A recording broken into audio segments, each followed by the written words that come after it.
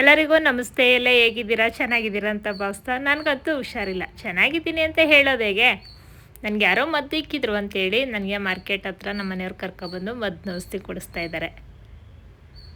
ಇಲ್ಲಿ ನೋಡ್ತಾ ಇರ್ಬೋದು, ನಾನು ಆ ಕಡೆ ತಿರ್ಕೊಂಡಿದ್ದೀನಿ, ಏಕೆಂದರೆ ವಾಮಿಟ್ ಮಾಡಿಸ್ತಾರೆ. ಹಂಗಾಗಿ ಇವರನ್ನೇ ಮದ್ದು ಔಷಧಿ ಕೊಡೋದು.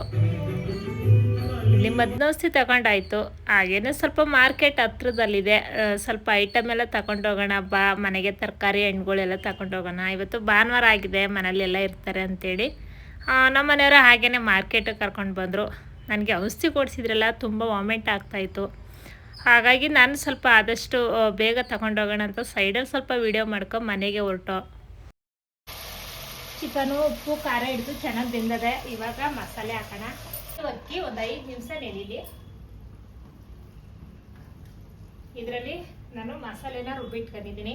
ಹಸಿಮೆಣಸಿಕಾಯಿ, ಶುಂಠಿ, ಸ್ವಲ್ಪ ಪಾಲಕ್ ಸೊಪ್ಪು, ಕೊತ್ತಂಬರಿ ಸೊಪ್ಪು, ಪುದೀನ ಸೊಪ್ಪು ಇಷ್ಟನ್ನು ನಾನು ಹುರಿದು ಇದನ್ನ ಪೇಸ್ಟ್ ಮಾಡಿದ್ದೀನಿ. ಜೊತೆಗೆ ಚಕ್ಕೆ ಲವಂಗನೂ ಹಾಕಿದ್ದೀನಿ.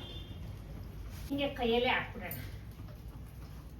ಇದರಲ್ಲಿ ನಾನು ಅರ್ಧ ಕೆಜಿ ಅಕ್ಕಿ ಹಾಕ್ತಾ ಇರೋದಕ್ಕೆ ಸ್ವಲ್ಪ ಉಪ್ಪನ್ನ ಹಾಕ್ತಾ ಇದ್ದೀನಿ, ರುಚಿಗೆ ತಕ್ಕಷ್ಟು ಉಪ್ಪು. ಈ ತರ ಸೊಪ್ಪೆಲ್ಲ ರುಬ್ಬಿ ಮಾಡಿದ್ರಂತೂ ಚಿಕನ್ ಅಂತೂ ತುಂಬಾ ಚೆನ್ನಾಗಿರುತ್ತೆ, ಟೇಸ್ಟ್ ಅಂತೂ ತುಂಬಾ ಚೆನ್ನಾಗಿರುತ್ತೆ. ಈ ತರ ಬಿರಿಯಾನಿ ನಮ್ಮಲ್ಲಿ ತುಂಬಾ ಇಷ್ಟಪಡ್ತಾರೆ. ಹಂಗಾಗಿ ಇದನ್ನ ಮಾಡ್ಬೇಕು ಅಂತಂದ್ರೆ ಭಾನುವಾರನೇ ಮಾಡ್ಬೇಕು.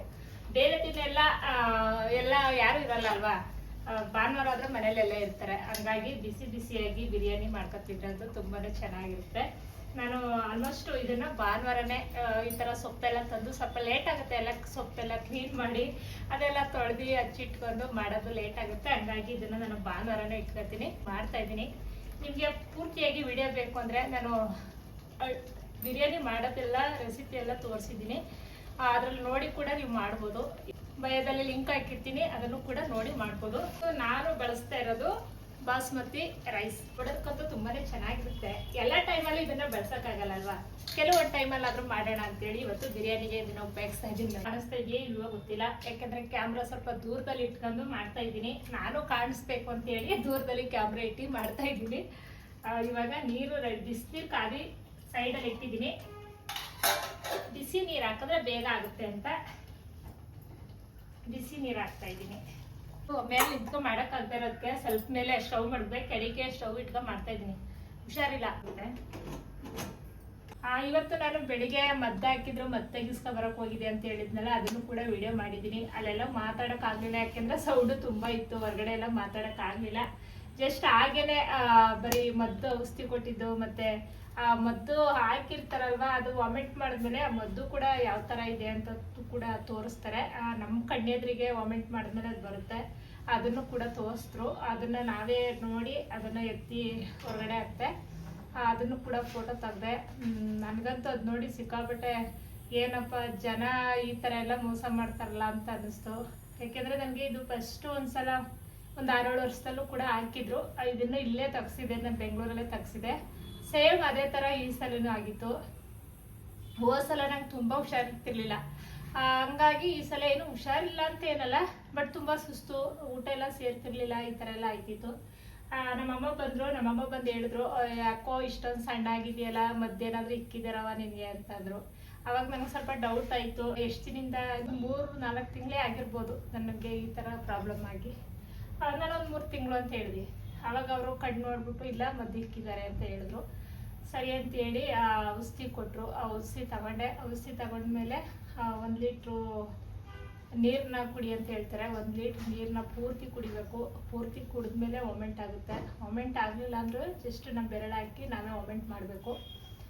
ವಾಮಿಂಟ್ ಆದಮೇಲೆ ಅದು ಬರುತ್ತೆ. ಅದು ಬರೀ ನಾವೇನು ಕಷಾಯ ಕುಡಿದಿರ್ತೀವಿ, ಹಸಿರು ಔಷಧಿ ಥರ ಕೊಟ್ಟಿರ್ತಾರೆ, ಕಷಾಯ ಕುಡಿದಿರ್ತೀವಲ್ಲ, ಕಷಾಯ ಜೊತೆ ಬರುತ್ತೆ. ಅದು ಬಂದಮೇಲೆ ನೋಡಿ ಕತ್ತೆಲ್ಲ ಇನ್ನೂ ತುಂಬ ನೋವಾಗ್ತಾ ಇದೆ ನನಗೆ. ಬೆಳಿಗ್ಗೆಯಿಂದ ಏನು ಕೆಲಸನೇ ಮಾಡಿಲ್ಲ, ಅಲ್ಲಿಂದ ಬಂದು ಹಂಗೆ ಮಲಗಿದೆ. ಇವಾಗ ಎದ್ದು ಮಧ್ಯಾಹ್ನ ಅಡುಗೆನೂ ಮಾಡಿರಲಿಲ್ಲ. ಇನ್ನು ನಾಳೆಯಿಂದ ಸೋಮವಾರ ಮಕ್ಕಳು ಸ್ಕೂಲ್ಗೆ ಹೋಗ್ತಾರೆ ಅಂದ್ಬಿಟ್ಟು ಹೇಳಿ ಚಿಕನ್ ತರಿಸಿ ಬಿರಿಯಾನಿ ಮಾಡಿದೆ. ಹಂಗಾಗಿ ಅದನ್ನೇ ಸ್ವಲ್ಪ ವೀಡಿಯೋ ಮಾಡೋಣ ಅಂತೇಳಿ ನಿಮ್ಮ ಜೊತೆ ವೀಡಿಯೋ ಮಾಡಿ ಶೇರ್ ಮಾಡ್ಕೊತಾ ಇದ್ದೀನಿ. ಬನ್ನಿ ಇವಾಗ ಬಿರಿಯಾನಿ ರೆಡಿಯಾಗಿದ್ರೆ ನೋಡೋಣ.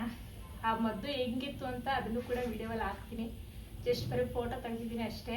ಮತ್ತೆ ತಿಳಿದವ್ರು ಇಲ್ಲಾಂದ್ರೆ ನಾವು ಒಂದು ಹಾಸ್ಪಿಟಲ್ಗೆ ಹೋಗ್ತೀವಿ, ಆ ಟೈಮ್ಗೆ ಒಂದು ಗ್ಯಾಸ್ಟ್ರಿಕ್ ಮಾತ್ರೆ ಅಥವಾ ನಮ್ಗೆ ಏನು ಪ್ರಾಬ್ಲಮ್ಮು ಅಂತ ಹೇಳ್ತೀವಿ, ಅದು ಮಾತ್ರೆ ತಗೊಂಡು ಏನೋ ಸರಿ ಹೋಯ್ತು ಒಂದು 4 ದಿನ ಮಟ್ಟಕ್ಕೆ ಅಂತೀವಿ. ಅದು ಖಂಡಿತ ಪೂರ್ತಿಯಾಗಿ ಅದು ನಮಗೆ ವಾಸನೆ ಆಗೋದಿಲ್ಲ.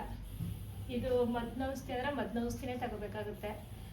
ನನಗೆ ಆಗಿರೋ ಅನುಭವ ಪ್ರಕಾರ ಇದು ಮದ್ನೌಷಧಿ ಅಂದರೆ ಮದ್ನೆಳೆನೂ ಕೂಡ ಕೊಡ್ತಾರೆ, ಇಲ್ಲಿ ಮದ್ನೌಷಧಿನೇ ಕೊಡ್ತಾರೆ. ಊಟ ಸೇರಲ್ಲ, ಮೇನ್ ಪಾಯಿಂಟು ಊಟ ಸೇರಲ್ಲ, ನಿದ್ರೆನೂ ಕರೆಕ್ಟಾಗಿ ಬರಲ್ಲ, ಕೈ ಕಾಲೆಲ್ಲ ಸರ್ಚ್ಕೊಳುತ್ತೆ, ತುಂಬ ಸುಸ್ತೈತೆ, ಕೆಲವ್ರಿಗಂತೂ ಜ್ವರನೇ ಬರುತ್ತೆ. ನನಗೆ ಹೋದ್ಸಲ ಸಿಕ್ಕಾಬಿಟ್ಟೆ ಜ್ವರ ಬರ್ತಾಯಿತ್ತು. ಒಬ್ರಿಗೆ ಯಾರಿಗಾದ್ರೂ ಈ ಥರ ಸಮಸ್ಯೆ ಇರೋರಿಗೆ ಖಂಡಿತ ಒಂದು ಪರಿಹಾರ ಆಗ್ಬೋದು ಅಂತ ಇದನ್ನು ವಿಡಿಯೋ ಮೂಲಕ ತಿಳಿಸ್ತಾ ಇದ್ದೀನಿ.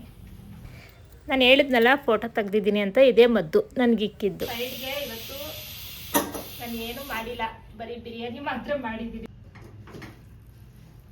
ಸ್ವಲ್ಪ ಹಂಗೆ ಮಿಕ್ಸ್ ಮಾಡಿಬಿಡೋಣ.